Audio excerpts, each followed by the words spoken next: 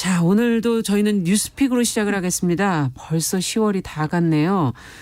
두 분은 이제 2달 남았어요. 이제 2020년도 어떻게 보낼 계획이신지, 기분은 어떠신지. 더공감 여성정치연구소의 송문희 박사님 어떠세요? 오늘 10월의 마지막이라 또 오면서 노래를 한번 흥얼거리고 왔지. 다 아시는 그 노래. 네. 10월 마지막 날 생각나는 노래. 하루가 더 남기는 했는데요. 우리는 이제 금요일에 오늘 마지막 방송이니까요. 그렇죠. 예. 벌써 오늘 한 해가 다 지나갔구나. 너무 정신없이 지나간 한 해가 아닌가. 네. 지금 남은 2달은 좀 정신을 수습하고 마무리를 잘해야 되겠다. 이 생각이 듭니다. 그런 생각 많이들 하실 것 같아요. 네. 예. 전혜연 시사평론가 어떠세요? 이게 본인이 올해 이루지 못한 일을 먼저 하면 좀 우울하잖아요. 맞아요. 그래서 내가 올해 그래도 잘한 일, 나에게 칭찬을 해주고 싶은 일을 한번 적어봤는데 네. 뉴스브런치에서 좋은 분들을 만나고 어. 좋은 주제를 다룰 수 있었던 게 참 행운이 아니었나 싶습니다. 그래서 예. 저는 사실 우리 프로그램을 너무 자아자찬하면 안 되지만 오프닝을 듣다가 눈물이 핑 돌 때가 있어요. 아 맞다, 우리 프로그램이 이런 어떤 가치를 공유하는 프로그램이다 생각을 하고 오늘 보니 굉장히 또 특별한 손님도 오셨더라고요. 네. 뉴스픽도 많이 들어주시고 끝까지 들어보시면 아 뉴스브런치가 이름이 뉴스브런치라서 굉장히 럭셔리한 걸 징하는 것 같지만 사실은 우리 사회 곳곳에 네. 약자와 많은 분들에 대한 시선을 두고 싶어 한다는 걸 좀 느끼실 수 있지 않을까 생각이 듭니다. 그러네요. 뒤에 시간 홍보까지. 자, 오늘 저희는 뉴스를 좀 제대로 좀 하나씩 좀 살펴봐야 될 것들이 많습니다.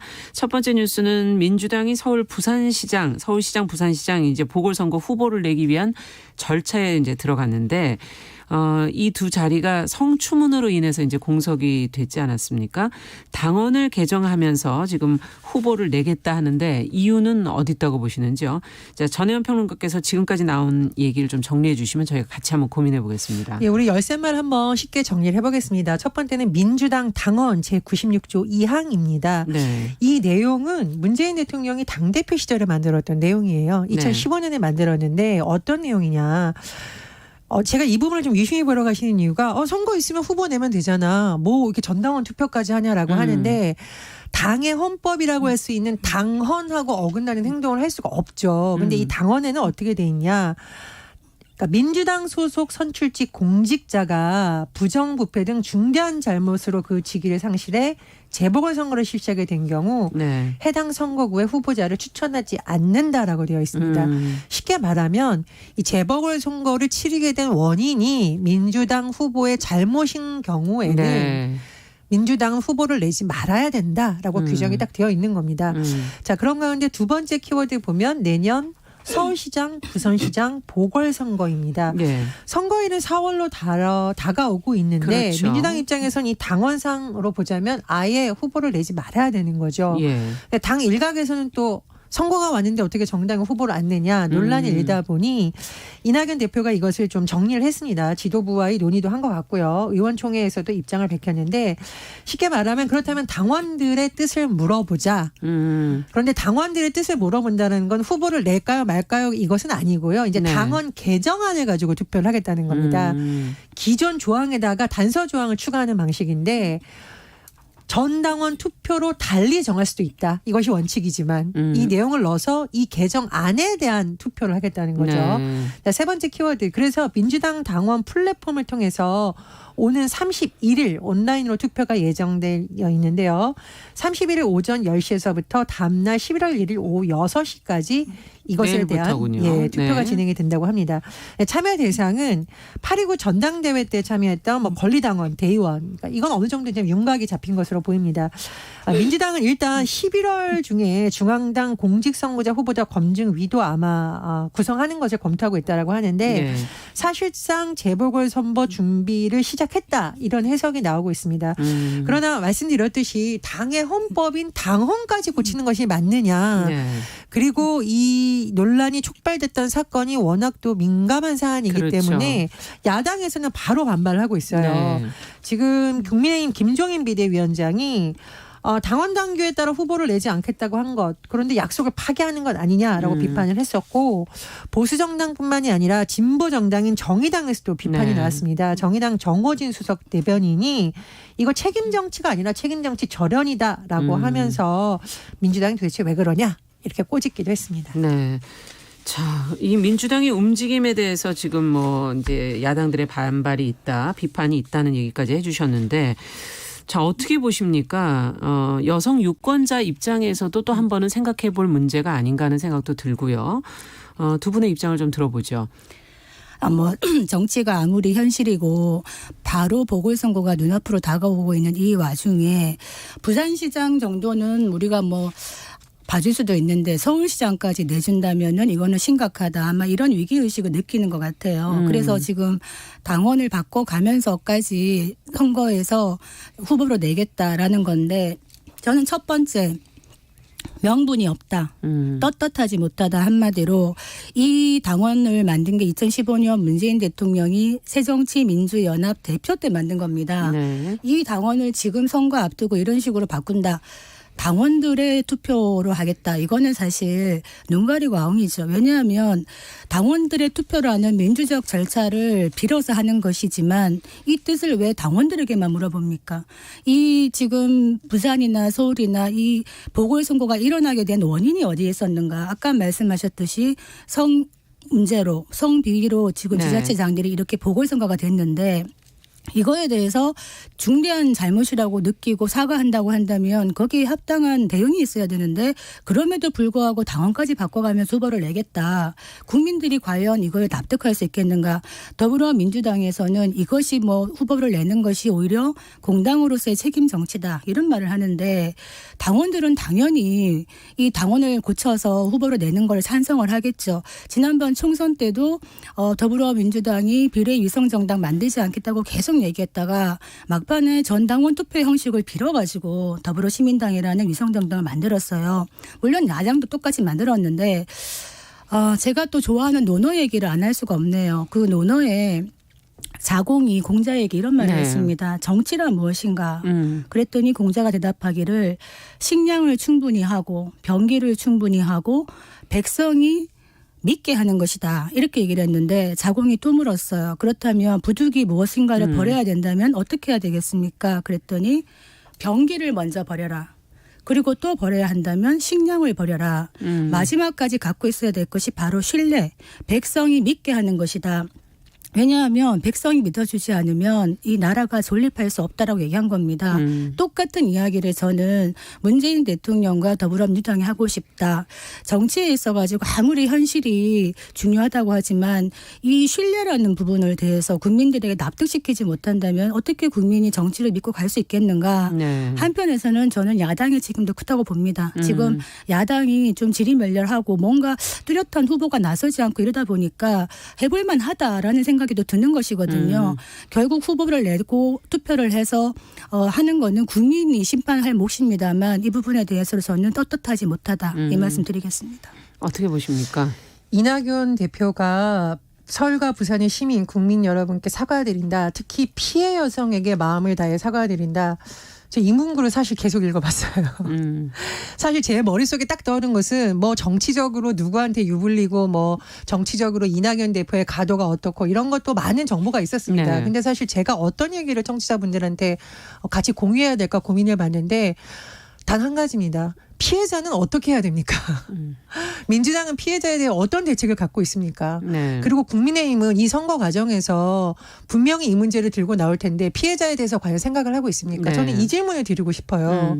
선거 과정이 일다 보면 분명히 국민의힘도 이 이슈를 들고 나올 거고 민주당 내부에서는 분명히 이것에 대해서 어떤 방어를 하기 위해서 여러 가지를 또 새로운 정황을 들고 나오고 있습니다. 그래서 결국은 피해자는 안중도 없고 정치적 득실을 따진 또 다른 네. 싸움이 피해자에게 또 다른 가해가 될 수 있다는 저는 그 문제가 제일 먼저 떠들었기 때문에 이낙연 대표가 피해 여성에게 마음을 다해 사과드린다라고 했다라면 후보를 내고 이런 걸 떠나서 내부에서 그러면은 이 문제를 최소화하기 위해서 뭘 해야 되는지 실질적으로 논의를 해야 되고 네. 이 문제에서 내가 책임지고 노력하겠다. 전 이 부분이 굉장히 아쉽다. 전제돼야 된다. 그렇습니다. 이 부분이 네. 많이 전제된다고 생각을 합니다. 그리고 두 번째로요. 성인지 감수성 얘기를 많이 하는데 제가 한번 살펴봤더니 민주당이 탄생시켰던 대통령 김대중 전 대통령이 우리나라에서 인권 문제를 화두로 예. 많이 했었고 지금 인권위의 그렇죠. 탄생에도 많은 또 영향을 미쳤고 또 여성 청와대 대변인 박선수 대변인은 네. 발탁하면서 청와대 대변인이 여성이 한다는 건 당시로 상상이 할 수 없었다는 일을 하죠. 그러나 새로운 길을 열었고요. 노무현 대통령 시절에는 여성 총리를 발탁을 했습니다. 그리고 법무부 장관에 강금신 장관을 임명을 했고요. 네. 문재인 정부 들어와서는 상당수의 여성 장관들을 많이 발탁을 했고 현재 교육부총리, 이은혜 부총리도 여성입니다. 그런데 우리가 이렇게 빛나는 성과를 봐야 되지만 한편으로는 우리가 이름도 알지 못하는 평범한 직장인이지만 눈물 흘리고 있는 사람도 민주당이 봐야 되는 거죠. 그럼요. 이제는 예. 그런 사람을 봐야 되는 시점이 맞습니다. 그래서 저는 민주당이 어떤 의도에서건 또 당원들이 어떤 결정을 내리건 간에 지도부가 이런 관점에서 이 문제를 끝까지 봐야 되고 책임을 지려는 노력을 해야 된다. 이런 네. 말씀 드리고 싶습니다. 국민을 이해시킬 수 있고 상식적인 정치를 해야 됩니다. 그래서 이 정부에서 사람이 먼저다라고 얘기할 때 그 사람이라는 거는 남성 여성의 문제가 아니라 인권이죠. 그래서 인권의 부분에서 얼만큼 감수성을 갖고 있는가를 국민이 볼 것 같은데 후보를 추천할지 낼지 말지에 대해서 당원에게만 물어볼 것이 아니라 저는 사실 이 과정에서 국민에게 먼저 물어봐야 된다. 국민에게 사과하고 국민에게 물어보는 과정이 더 필요하지 않나 이런 생각이 듭니다. 그리고 저는 이제 사실은 이게 정당의 관계자들 분들 여러 정당의 관계자들 분들을 약간 취재하면서 들은 얘기인데 당원들끼리의 대화를 하는 단체 대화방이 있잖아요. 예. 거기에 이 이슈가 올라오면 피해자에 대한 뭐 신원 정보를 유통한다던가 뭐 피해자를 비방하는 글이 올라간다던가 혹은 그렇지 않은 사실이 아닌 에 대해서 막 서로 공방이 벌어지고 있다라고 하는데 이거는 명백한 2차 가해입니다. 그렇죠. 그래서 아무리 네. 정치가 중요하다고 해도 정치는 약자를 위해서 존재하는 것이거든요. 네. 그런 행동은 절대 하지 말아달라는 당부를 다시 한번 드리고 싶습니다. 네. 무엇이 좀 우선돼야 하는가 하는 걸 좀 생각해 보시면 좋을 것 같네요. 자, 유명희 통상교섭본부장이 지금 WTO 사무총장에 선출될 가능성을 두고 지금 언론 보도가 계속 이어지고 있고 미국이 지금 유 본부장을 지지한다는 입장을 지금 선언을 하게 되면서 판세가 좀 달라지는 것 아니겠느냐 하는 그런 분석들도 나오고 있습니다. 자, 관련 내용을 송 박사님께서 좀 정리해 주시면 저희가 이 문제를 왜 관심 있게 들여다봐야 할지를 좀 고민해 보죠. 네, 그 WTO 사무총장 선거 우리 방송에서도 한번 다룬 적이 있습니다. 네. 그 유명희 통상교섭본부장에게 응원의 힘도 줬었는데 네. 지금 좀 힘든 기로에 서 있습니다. 그 선거에 있어가지고 먼저 여기에 열쇠말 하나 하자면 네. 컨센서스. 네. 국제기구들이 어떤 선거를 할 때 처음부터 투표를 하지 않습니다. 합의를 이끌어냅니다. 아. 왜냐하면 이것이 또 모양새도 좋고 뭔가 그렇죠. 의견 이치를 받다 이런 게 있기 때문에 사전 조율을 하는데 이번에 봤더니 상당수 그러니까 164개국 회원국입니다. 네. 그중에 이제 자체 투표권이 없는 유럽연합을 제외하고 163개국 중에서 104개국의 지지를 받았다고 지금 나오고 있어요. 보도에 따르면 예. WTO에서 공식적으로 얘기하지 않습니다만 이렇게 표차가 많아지면은 그 상대 후보에게 보통은 사퇴를 얘기를 하고 권유를 합니까? 예, 권유를 예. 하면 상대 후보가 사퇴를 하고 좀 일치해서 이렇게 컨센서스를 이룬 듯한 모양새로 아. 뽑습니다. 지금 그럼 누가 더 표를 많이 받았나요? 지금 많이 받은 표가 나이지리아 후보입니다. 예. 세계은행에서 오래 일했는데 예. 여기에 대해서 이제 그렇다면 이런 수순으로 가야 되는데 어떤 변수가 생겼느냐 미국이 나온 겁니다. 미국에서 이 선호도 조사 결과를 보고 난 다음에 이 상대 후보 나이지리아 후보에 대해서 거부권을 행사하는 듯한 말을 하면서 공식적으로 한국의 유명희 후보를 지지한다 이렇게 얘기했습니다. 물론 지지의 이유는 이 WTO가 개혁도 해야 되고 많은 일을 해야 되는데 네. 지금 이 어려운 시기에 어떤 일을 할 수 있는 무역의 능력을 갖고 있는 게 바로 이 유명희 본부장이다 이렇게 얘기를 하고 있습니다만 네. 이건 표면적인 것이고 네. 실제로는 이 나이지리아 후보가 미국 시민권자입니다만 네. 친중국 성향입니다. 친중국 성향이고 또 WTO 자체가 사실은 세계의 어떤 자유로운 친무역 이런 그렇죠. 기조로 운영이 되는 것이라 이게 95년도에 만들어졌고 미국이 여기에 힘을 실었었는데 네. 미국이 보기에 WTO가 매우 불만족스러운 거예요. 왜냐하면 지금 미국과 중국이 열심히 싸우고 있는데 네. WTO가 중국 편을 많이 들어준다고 생각하는 거예요. 미국이. 그러다 보니까 중국의 지지를 받는 나이지리아 후보에 대해서 거부감을 보이고 있는 것도 있습니다. 문제는 지금 선호도 조사에서 이렇게 많이 표차가 났는데 미국이 끼어들어서 한국을 지지하는 모양새가 됐을 때 네. 그 많은 그 회원국들이 어떻게 느낄 것인가. 네. 힘센 국가 미국이 찍어 누르는데 한국이 올라타고 있는 것 아니냐 이런 또 비난을 받을 수가 있어서 국제사회에서 어떤 한국의 이미지 또 문제도 있기 때문에 굉장히 난감합니다. 실제로는 아마 계속 합의를 이루어 나가려고 노력을 하겠지만 미국이 계속 반대를 한다 그러면 네. 지금 11월 3일 미국 대통령 선거 있고 난 다음에 그렇죠. 누가 될 것인가를 보고 WTO도 다음 수순을 밟아갈 확률이 매우 큽니다. 네. 그러면 이제 선거 이후에 결정이 되는 거군요. 미국 선거 이후에. 제가 볼 때는 그렇습니다. 네. 네. 자, 과연 어떻게 될지 그럼 지금 이 안에 돌고 있는 그 기류들은 과연 무엇을 의미하는 것인지 두 분 얘기를 조금 더 들어보죠. 그러니까 이제 미국의 어떤 지지 이런 기운이 막판 뒤집기에 굉장히 좋을 것이다. 그리고 유명 총장에 대해서 USTR 미국 무역부에서 굉장히 네. 뭐 긍정 평가했어요.